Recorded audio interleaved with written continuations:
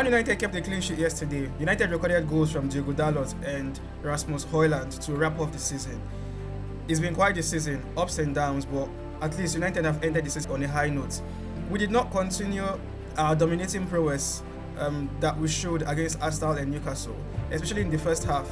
Brighton dominated the game, but what we did was stay compact and it helped. Final scoreline of the game, Manchester United 2, Brighton Hove Albion 0 at the Amex Stadium yesterday. Let's get your thoughts on the game, Chuks.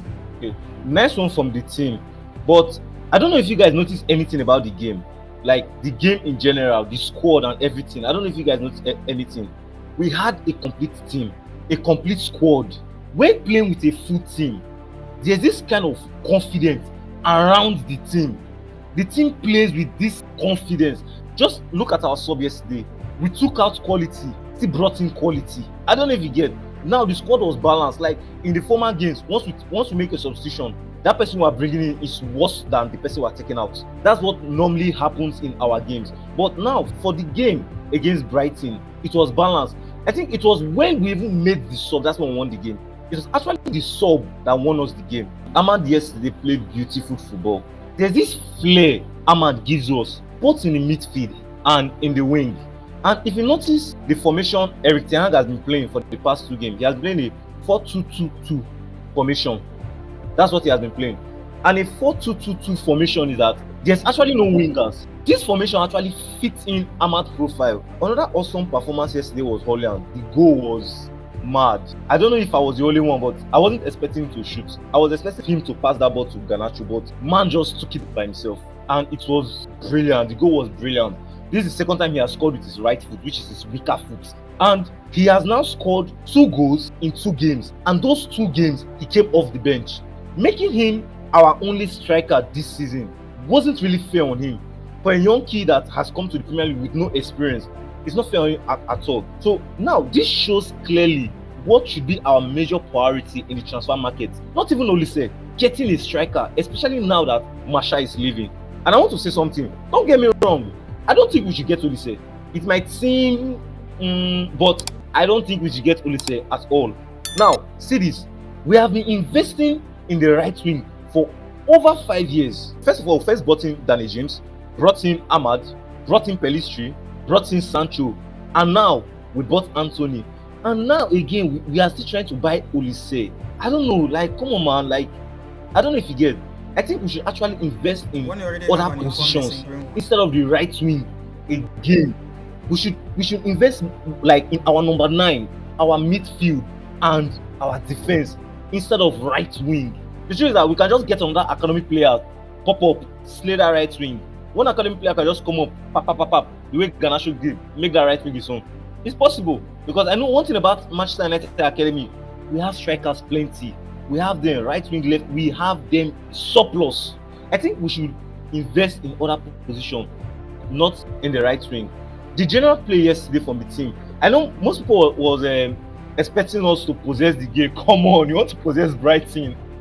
Are you serious? You want to have more possession at Brighton? Come on now, that's ludicrous. It's not possible. You understand? But still at that, Manchester United actually held possession against them.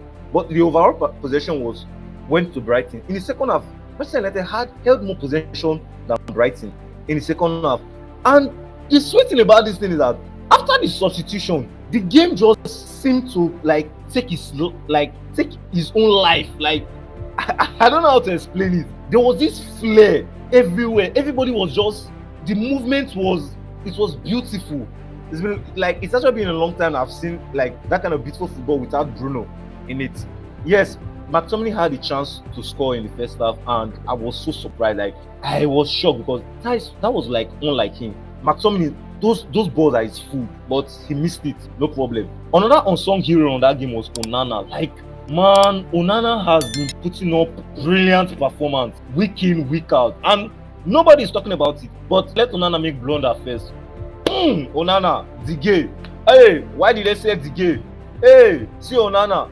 But now he has been putting up mad performance, crazy performance, and nobody is talking about it. That's not fair now. Come on.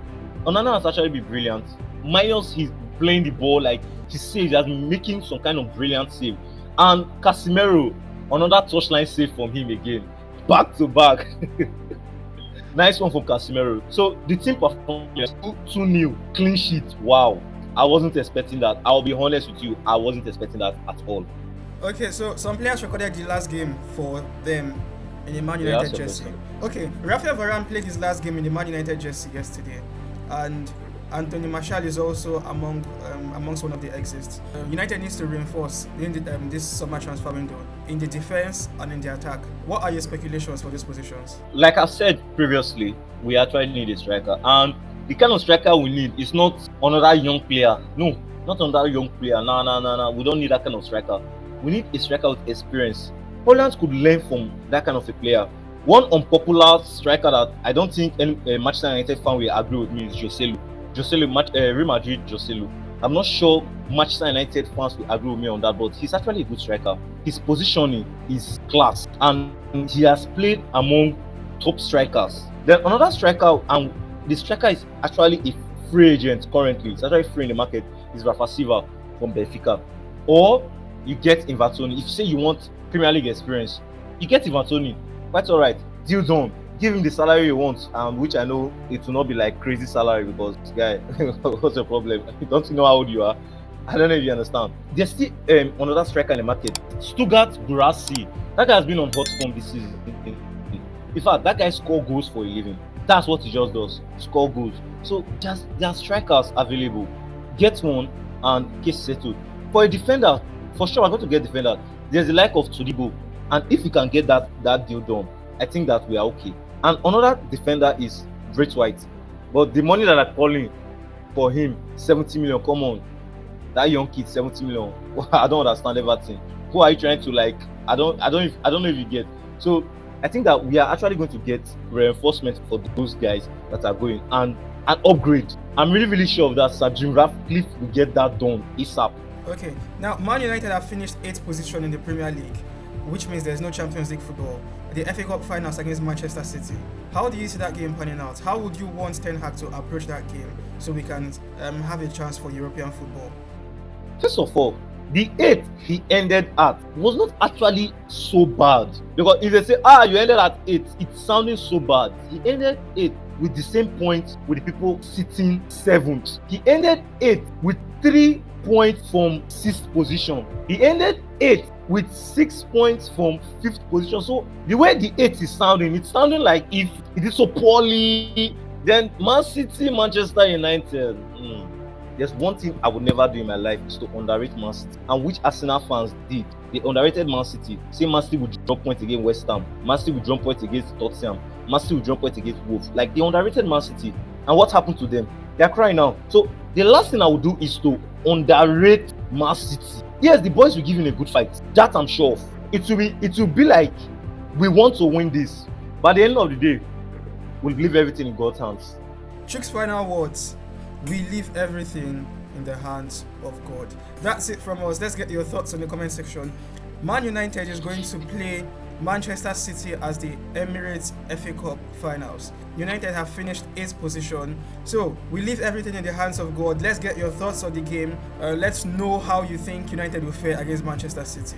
For viewers who are watching us for the first time, and viewers who have still not subscribed to this channel, this is Everything Football with Chuks and Otis. Kindly hit on the subscribe option.